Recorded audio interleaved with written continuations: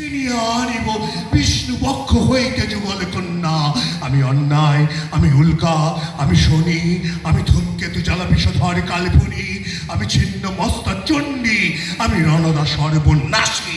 Bangladesh supreme পার্টির ঢাকা জেলার পক্ষে শুভেচ্ছা, ফুলের শুভেচ্ছা ভালো। আঞ্জুমানে রহমানিয়া মাইমিয়া মাইজ ভান্ডারিয়ার পক্ষে আলহাজ মোহাম্মদ আলমগীর খান আল মাইজ ভান্ডারি, মহাসচিব আঞ্জুমানে রহমানিয়া মাইমিয়া মাইজ ভান্ডারিয়া।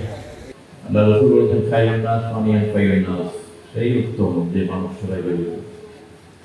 নিশ্চয়ই যারা আল্লাহ পাকের পক্ষ থেকে ওই নিয়ে যারা নবী রাসূল হয়ে দুনিয়াতে আসছেন তাদের এই কথা ছিল সৃষ্টির সেবা করে স্রষ্টার সান্নিধ্য পাওয়া সম্ভব।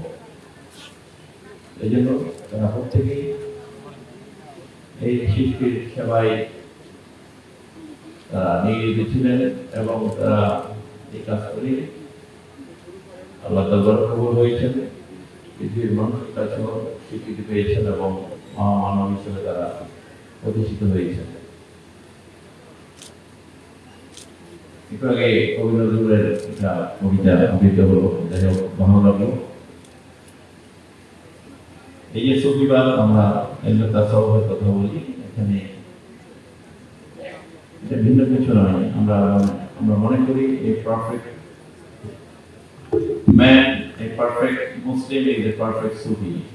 একজন পারফেক্ট ম্যান, একজন পরিপূর্ণ মানুষ যার দ্বারা দেশ, সমাজ, মানবতা ক্ষতিগ্রস্ত হবে না, প্রলম্বিত হবে না, নিরাপদ থাকবে এবং যেখানে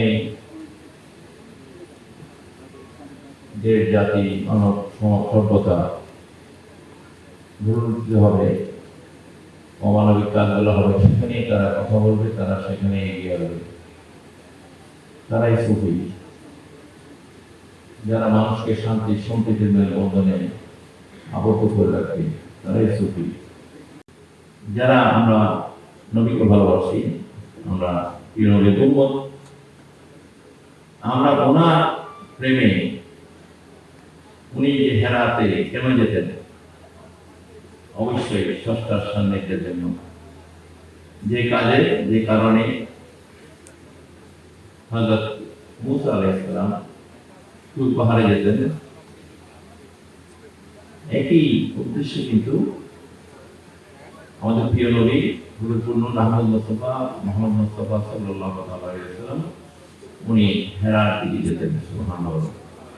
সেখানে ওনার উপর ওহী নাযিল হয়েছে, সেখানে উনি ধ্যান করেছেন, যেটা আমরা আধ্যাত্মিকতা বলি, স্পিরিচুয়ালিটি বলি।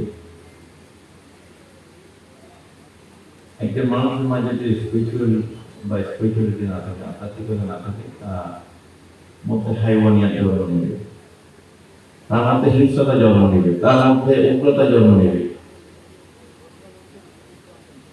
এই জন্য এই সুফি দর্শনটাকে আমরা যদি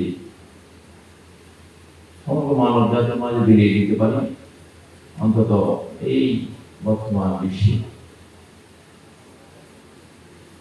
অশান্ত বিশ্বকে শান্ত করার উগ্রতা, হাইওয়ানিয়াত, এগুলোকে যদি দমন করতে হয়, আমাদেরকে এই সুফিবাদ বা তাসাউফকে প্রতিষ্ঠিত করতে হবে। আজকে আমরা যে জঙ্গিবাদ বা উগ্রতা দেখে, উগ্রবাদ, এটাকে একমাত্র দমন করতে পারে সুফিবাদ। আমরা কাজ করছি, আমার মিশন, আমরা এই মিশন নিয়ে বাংলাদেশে সারা পৃথিবীতে কাজ করে যাচ্ছি।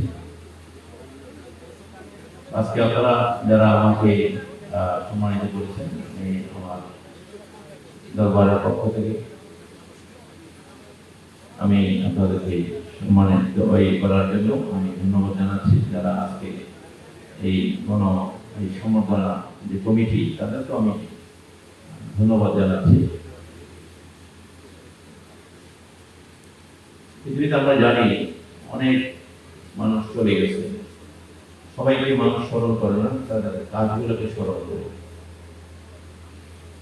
বিলিয়ন বিলিয়ন মানুষ পৃথিবীর শুরু থেকে এসেছে, হয়তো আমরা কাজের মাধ্যমে, তাদের কর্মের মাধ্যমে কত 8-10 মানুষকে আমরা তো মনে রাখতে পারবো বা তাদের কথা লেখা, তাদের কাজের কারণে। তো আমরা প্রত্যেকেই আমরা আহ্বান জানাবো, সমাজের যে অবস্থানে, রাষ্ট্রের যে অবস্থানে আপনারা থাকুন না কেন, আপনারা দেশ, জাতি, সমাজ, দিন এগুলোর জন্য কাজ করেন, সমৃদ্ধির জন্য কাজ করেন, যেন আমরা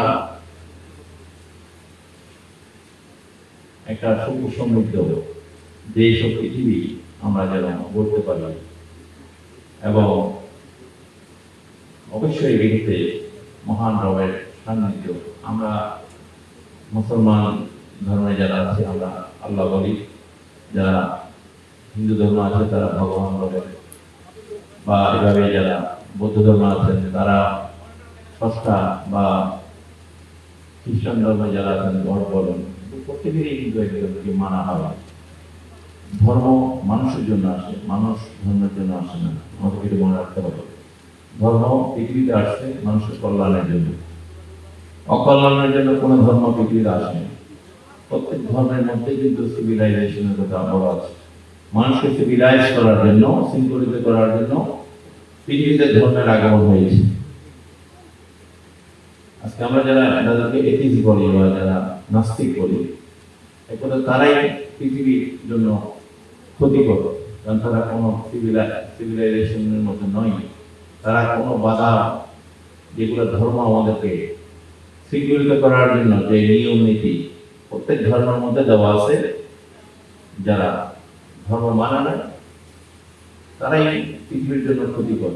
আমরা যারা বিভিন্ন ধর্মের অনুসারী, ধর্মীয় নেতারা আমরা কাজ করছি সমৃদ্ধির মেলবন্ধনের জন্য, আমাদের এই প্রত্যেকের উচিত হবে আমাদের ধর্মের যারা আছে তাদেরকে আমাদের ধর্মে আটকিয়ে রাখা, তাদের সাথে ভালো ব্যবহার করা, তাদের সাথে সৌহার্দ্যপূর্ণ আচরণ করা, তারা যেন ধর্মের প্রতি বিমুখ না হয়, তারা যেন নিজ ধর্ম পালন করে এবং নিজ ধর্মকে ভালোবেসে অন্য ধর্মকে সম্মান করলে নিজ ধর্মের সম্মান এটা প্রতিষ্ঠিত হবে। আমরা অন্য ধর্মকে অসম্মান করে আমার ধর্মকে আমি কখনো উঁচুতে প্রতিষ্ঠিত করতে পারবো না। আমরা অন্য ধর্মকে সম্মান করে নিজের ধর্মের যে সৌন্দর্য এটা আমরা ফুটিয়ে তুলতে পারবো, সে আশা ব্যক্ত করি আমি আমার বক্তব্য শেষ করলাম।